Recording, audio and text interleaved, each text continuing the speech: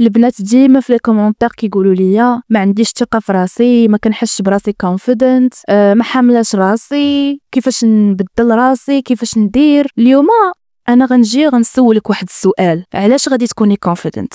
علاش غادي تحسي براسك كونفيدنت؟ علاش غادا تثقي في راسك؟ اليوم غنسولك هذا السؤال وانت غادا تجاوبيني بصراحه، حيتاش اليوم انا غادا نعطيك الحقيقه. غنجي قدامك وغادا نقول لك الحقيقه اللي انت عايشاها والحقيقه اللي غافله عليها، واللي اليوم غادا نجي نفيقك مزيان منها. قولي لي علاش باغا تكوني كونفيدنت؟ علاش غادي تكوني كونفيدنت بعدا؟ علاش غادي تكوني واحد البنت اللي تايقه في راسها؟ نقول لك علاش كنسولك هذا السؤال، حيت بزاف منكم ما كتهتموش بشنو كتاكلوا، حاضين غير التلفازه والتخربيق، كتبقاي تسكرولي في انستغرام بعيده على الواقع اللي انت عايشه فيه، حاضيه غير التليفون انستغرام، باغا تهربي من داك الواقع اللي انت عايشه فيه، ما كتقراي لا كتاب. شوفوا غنجيكم اليوم نيشان، انا عارفيني باش كندير هاد لو تيب ديال لي فيديو، كنجي وكنعطيكم الصراحه باش ما تسالي الفيديو حتى تكوني خرجتي من شي حاجه، حتى تكوني فقتي شويه.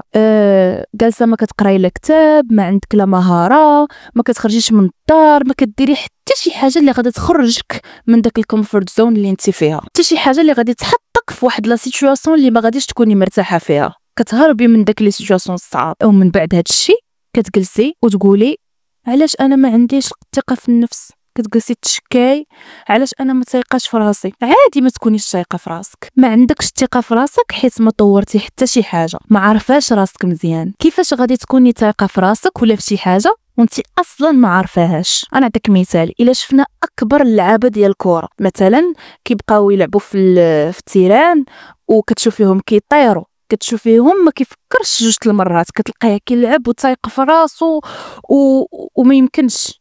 علاش هادشي كامل؟ حيت كيدير مجهود كل نهار، كيتدرب كل نهار، عارف بلي داكشي اللي كيدير هو الماكسيموم اللي يقدر يعطيه، حيت درب راسو من نهار بدا داك الطريق اللي هو باغي يوصل ليها. حياته كامله هو عارف شنو باغي، حياته كامله عارف شنو خصو يدير. هاد الناس هادو اللي واصلين عندهم انضباط، عندهم ديسيبلين، عارفين شنو باغيين يديروا، عارفين فين باغيين يوصلوا. هاد الناس عندهم ديسيبلين اللي انت ما عندكش، عندهم انضباط اللي انت ما عندكش.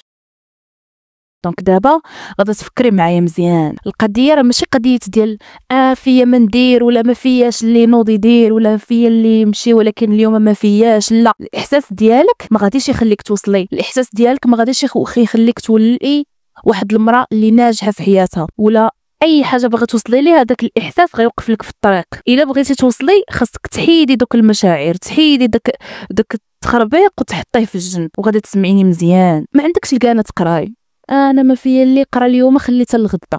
شكون باغي يقرا؟ شكون كيعجبو يقرا؟ شكون كيعجبو يجلس في البيرو ويجلس يقرا الساعه الاولى والثانيه والثالثه وظهرو كيبدا يضرو؟ حتى واحد. ولكن باش غادي تقراي الساعه الاولى وتقراي الساعه الثانيه والثالثه، تخيلي معايا داك الاحساس اللي غتحسي به موراها. مورا ما غتسالي داك 3 السوايع ومورا ما قريتي وحيدتي عليك شحال من حاجه، غتحسي براسك حيدتي عليك شحال من حاجه، غتحسي براسك كونفيدنت، غتحسي براسك سايقه في راسك. هنا فين غتحسي براسك سايقه في راسك؟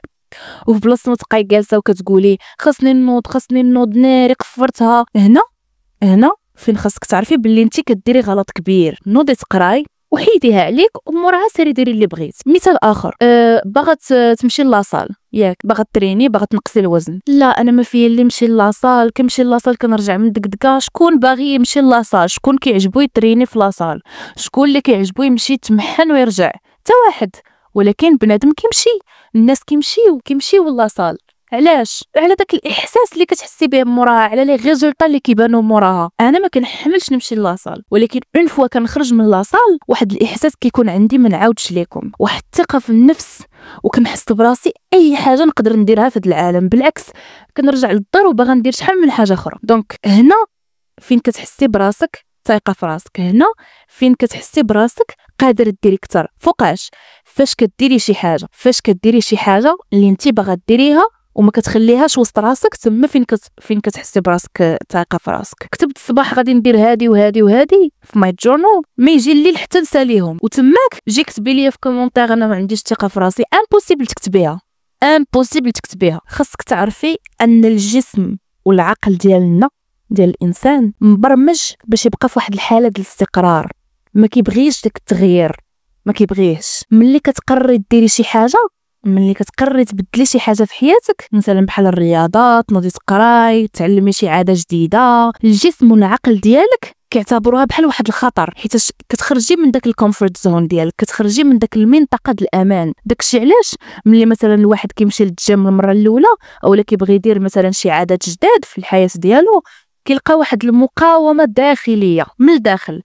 كيفاش كتبان هاد المقاومه الداخليه؟ كتبان بالعجز، كتبان بالتسويف، غدا غدا غدا ندير، كتبدا تبان بالاحساس بعدم الراحه، كتحسي براسك ما مرتاحاش. دونك هنا في هاد الحاله هادي شنو خاصك ديري؟ خاصك ما تصدميش راسك بداك التغيير في دقه واحده، تغيير بحوايج كبارين في دقه واحده، لا، بداي بشويه بشويه بشويه، حيتاش الجسم والعقل ديالك محتاجين انهم يتاقلموا مع داك التغيير اللي انت باغا ديريه. ملي غادي تعودوا على داك التغيير غتولي شي حاجه عاديه، غتولي بالعكس انت كتستمتعي بالحاجه اللي باغا ديري.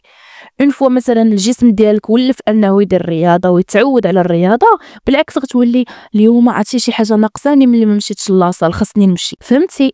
دونك ما تحاوليش تبدلي حياتك 180 درجه في الدقه الاولى، خاصك ديري واحد التغييرات اللي صغيورين شويه شويه، ولكن تستمري تكملي باش الجسم والعقل ديالك يتعودوا على داك التغييرات. مثلا الا بغيت نمشي للجيم، نبدا ندير الرياضه، نقص الوزن، ما نحاولش نمشي المره الاولى 5 المرات في السيمانه، لا، بداي المره الاولى السيمانه الاولى ندير غير يومين، وداك يومين ندير فيها غير 10 دقائق في النهار، وانا غدا وكنزيد شويه شويه. راه خاصك غير تستمري، الاستمراريه احسن من انك تكوني بيرفكت، من احسن من انك تكوني مثاليه. دونك الحاجه المهمه هي انك تكملي تستمري، و حتى ولو كان داك التغيير اللي انت باغا ديريه يكون غادي بشويه بشويه، حيت حنا بالطبيعه ديالنا كنبغيو اون فوا نبغيو نديرو شي حاجه كنبغيو نشوفوا الريزولطا في البلاصه، نشوفوا التغيير في البلاصه، وهذا الشيء عمره ما غيكون ضروري. التغيير كياخذ الوقت. الناس اللي كنشوفوهم ناجحين في اي مجال في هذه الحياه هذه ما كيتولدوش بهذيك النجاح، ما كيتولدوش بهذاك التغيير، ولكن كيتعودوا على داكشي اللي كيديروا، كيتدربوا عليه. الا رجعنا للمثال ديال لعابه الكره، راه ما كيتولدش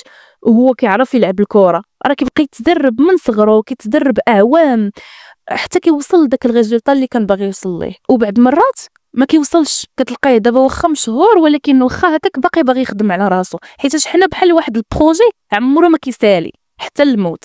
دونك الرساله اللي بغيت نوصلك لهنايا، ما تخليش الخوف من الراحه يوقفك انك تطوري راسك، ما يحبسك انك تطوري راسك. الراحه الحقيقيه كاينه مورا داك الانضباط، مورا داك الكفاح. العادات اللي جداد غتدخليهم في حياتك، هادوك العادات اللي جداد غتدخليهم في حياتك هما اللي غيعطيوك الثقه في راسك الا طبقتيهم، فهمتي؟ دونك هنا غادا تجي وغادا تسوليني كيفاش نبني الثقه في راسي، كيفاش تكون عندي الثقه في راسي. الثقه في النفس راه ماشي واحد الحاجه اللي كنتزادوا بها، عاد قلتها لكم، ولكن راه واحد المهاره اللي انت كتطوريها في راسك، واي واحد يقدر يطورها الا تبع منهجيه مزيانه وكمل في الطريق مزيانه. انا اليوم غنعطيك كلشي، غنعطيك كاع داكشي اللي خاصك ديري باش تطوري داك الثقه في راسك. الناس اللي عندهم ثقه عاليه في راسهم ماشي ضروري انهم راه قويين عليك او لا واصلين عليك او لا ذكيين عليك، لا، الفرق بينك وبينهم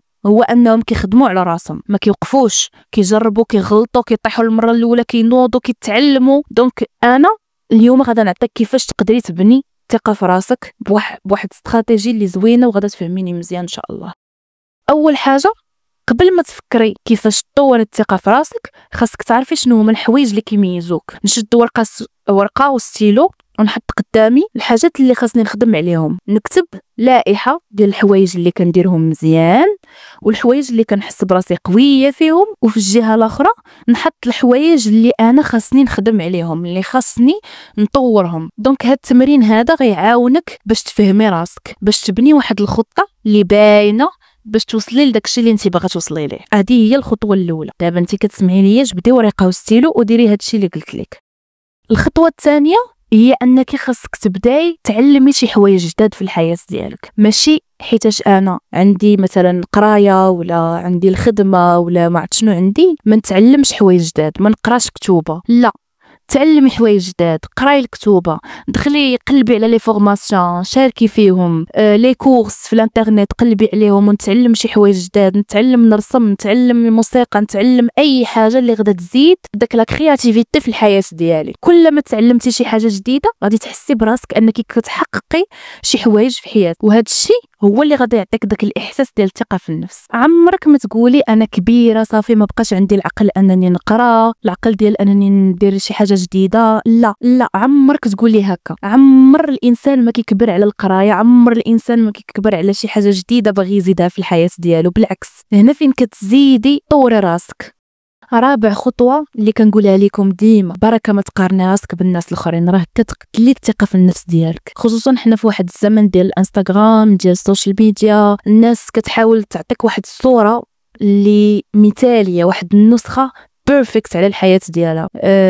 كتحلي انت انستغرام، كتشوفي التصاور، كتشوفي الاعلانات ديال النجاح، ديال السفر، ديال العلاقات اللي كتكون بيرفكت، الانجازات، وكيبان لك ان كل شيء عايش حياته بواحد الطريقه اللي واعره وانتيا ما عايشه والو. ولكن اللي خاصك تعرفي ان الحقيقه راه كتكون مبدله تماما على داكشي اللي كتشوفي، حيتاش كل واحد عنده التحديات اللي كيعيشهم وما غاديش يكتبهم لك في الانستغرام. دونك بركه ما تقارني راسك بالناس. راه فاش كتقارني راسك والحياه ديالك بالناس كتنسي داك اللحظات الزوينين اللي عندك، داك الحوايج الزوينين اللي عندك، غادي تحسي بانك متاخره، ما دايره حتى شي حاجه في حياتك، ناقصه، وهذا اكبر فخ كيضيع منك الثقه في راسك. دونك الحل هو انك تركزي على الرحله ديالك، على الانجازات ديالك، على داكشي اللي انت كديريه، حتى ولو كانت شي حوايج اللي صغيورين كديريهم ماشي مشكل.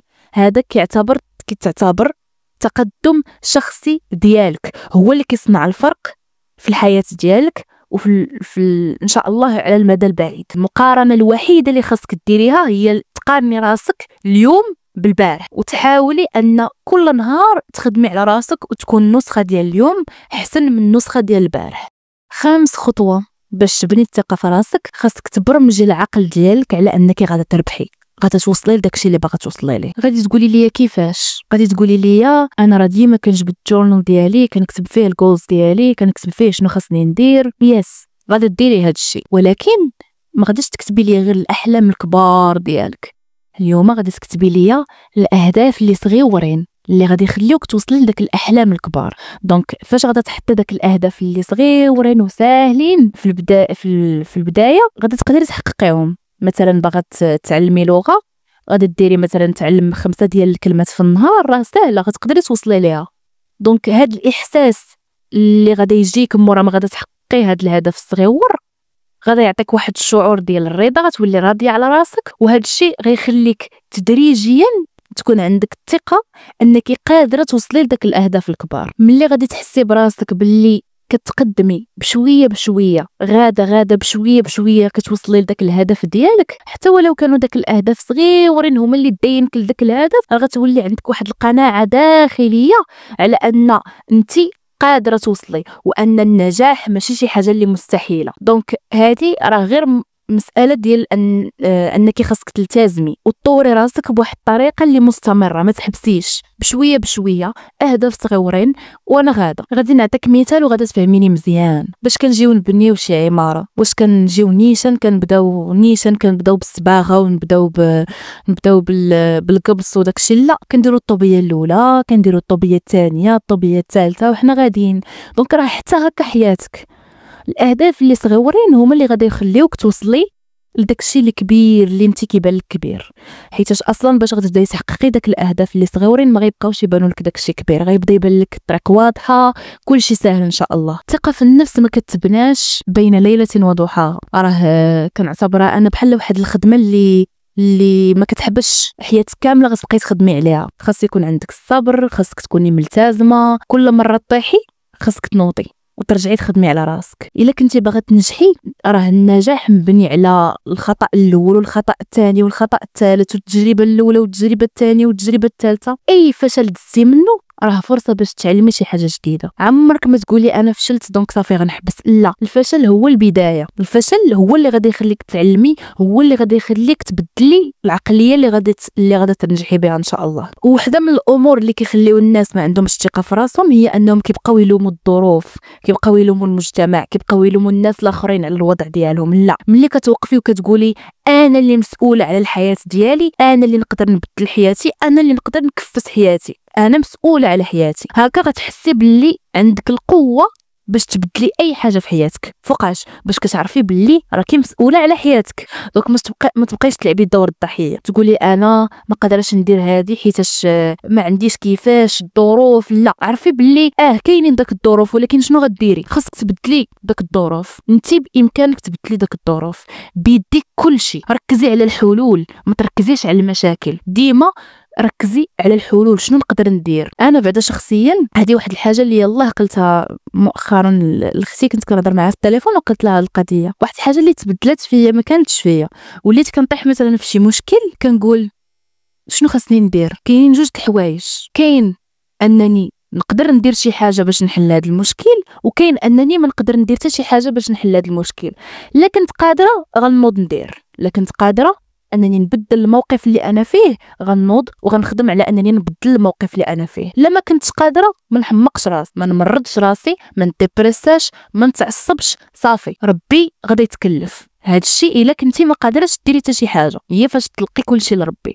ولكن الا كنتي قادره تبدلي شي حاجه في الحياه ديالك، نوضي خدمي على راسك، ما تلعبيش الدور ديال الضحيه. وانا طاري ليا وانا طاري ليا، شنو غديري عليها؟ شنو غديري باش تبدلي هذا الموقف اللي انت فيه؟ شنو هو الحل؟ ما تفكريش في المشكله طرات صافي.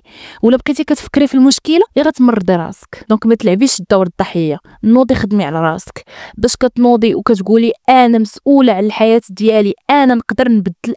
ضربت فمي بالميكرو. انا نقدر نبدل الحياه ديالي. تما فين غادي تحسي بواحد الثقه في النفس، تما فين غادي تبدلي الحياه ديالك. وانا عارفه غادي تقدري تبدلي الحياه ديالك، وانا عارفه باللي تقدري تبني الثقه في النفس ديالك. علاش؟ حيت ما غاديش تجي حيت انت بغيتي تحسي بها. راه واحد المهاره اللي تقدري تبنيها كما بناوها الناس اللي واصلين، تنتيا تقدري تبنيها مع الوقت. غتعلمي تخدمي على راسك كل نهار. ندير شي حاجه، نواجه التحديات، نضابط في الحياه ديالي، نخرج من داك الكومفورت زون ديالي. الا كنت خايفه من شي حاجه نواجه الخوف ديالي، نكون مسؤوله على الحياه ديالي. دونك النصيحه ديالي الا بغيتي تبني الثقه في راسك، خاصك تكوني كتخدمي على راسك كل نهار. كل نهار نخدم على راسي، ما نضيعش الحياه ديالي في سكرولين وفي انستغرام وفلانه دارت وفلانه مشات وفلانه لبست. لا، نوض نعيش حياتي. علاش كنجلسوا نعيشوا الحياه ديال الناس الاخرين؟ علاش كنجلس وانا حاضيه وحده اليوم حطات ستوري، غدا حطات ستوري؟ فين هي الحياه ديالي انا؟ راه انا كنعيش الحياه ديالي، ما كنعيش الحياه ديال الناس الاخرين. نبدل حياتي. هذيك البنت راه كدير شي حاجه في حياتها، راه كتدخل فلوس من انستغرام، كدير شي حاجه من انستغرام، ما عرفت شنو كدير. ولكن انت شنو كديري؟ كتجلسي تضيعي الساعات ديالك كاملين في النهار ديالك في الخوا الخاوي. انا ريت تفقست، والله الا تفقست. راكم عارفيني انا باش كنجبد هذا الشيء كنتعصب وكنبدا نهضر هكا.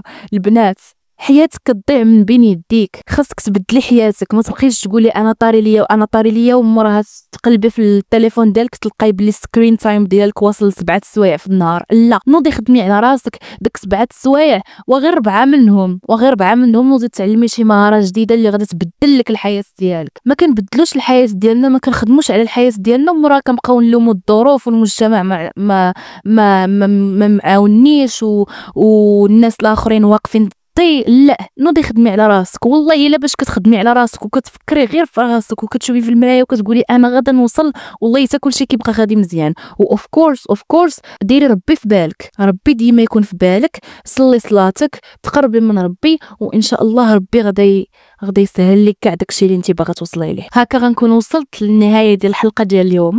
ما تنساوش ديروا سبسكرايب للشانل، ديروا ليا لايك للفيديو، كومونتير. ما تبخلوش عليا بالحب ديالكم، وانا عارفاكم اصلا ما كتبخلوش عليا بالحب. ديما لي كومونتير زوينين، ديما الهضره زوينه. كنبغيكم بزاف، تهلاو ليا في راسكم، وان شاء الله غادا تكونوا طايقين في راسكم، غادا توصلوا لداكشي اللي بغيتوا. انا طايقه فيكم وعارفاكم قادرين ديروا شحال من حاجه، عارفاكم باللي واجهتوا بزاف ديال ديال التحديات في حياتكم وباقي قادرين تواجهوا بزاف ديال التحديات. يلا نخليكم على خير، كنبغيكم بزاف. باي باي.